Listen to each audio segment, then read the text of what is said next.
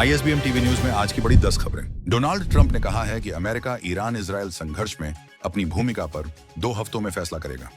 उन्होंने यह संकेत दिया कि अमेरिका सीधे हस्तक्षेप कर सकता है या नहीं भी कर सकता, जिससे अमेरिका के अंदर उनके समर्थकों के बीच भ्रम की स्थिति बन गई है।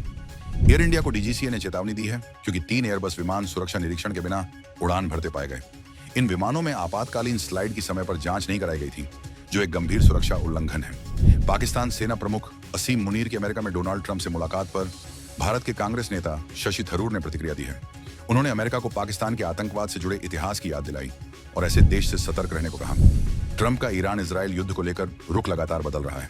उन्होंने कुछ दिन पहले कहा कि मैं कुछ करूंगा और कुछ नहीं भी करूंगा, जिससे यह स्पष्ट नहीं हो रहा कि अमेरिका सैन्य कार्रवाई करेगा या नहीं। इजरायल के प्रधानमंत्री नेतन्याहू ने कहा कि उनका देश ईरान के फोर्डो न्यूक्लियर फैसिलिटी को निशाना बनाने में सक्षम है और इस ऑपरेशन में पहले से आगे बढ़ चुका है, लेकिन फिर भी अंतर्राष्ट्रीय सहयोग का स्वागत करता है। भारत ने ईरान इजरायल संकट को देखते हुए अपने नागरिकों को सुरक्षित निकालने के लिए ऑपरेशन सिंधु को इजरायल तक विस्तारित कर दिया है। विदेश मंत्रालय ने कहा कि सभी भारतीयों की सुरक्षा सर्वोपरि है और सभी एहतियात बरते जा रहे हैं। रूस ने अमेरिका को चेतावनी दी है कि वह ईरान में सैन्य हस्तक्षेप से बचे।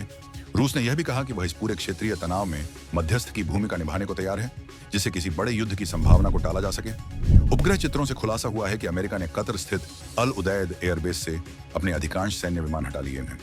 यह कदम 5 से 19 जून के बीच उठाया गया और इसे एक रणनीतिक पुनर्संयोजन माना जा रहा है। ईरान की तरफ से एक गुप्त मिसाइल प्रणाली तैयार किए जाने की खबरें आ रही हैं।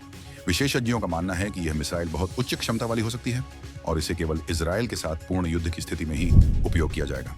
अहमदाबाद के पास हुए एयर इंडिया विमान हादसे की जांच शुरू हो चुकी है। सरकार ने उन खबरों का खंडन किया है जिनमें दावा किया गया था कि ब्लैक बॉक्स को जांच के लिए विदेश भेजा जाएगा। सरकार ने इसे अफवाह बताते हुए संयम बनाए रखने की अपील की है।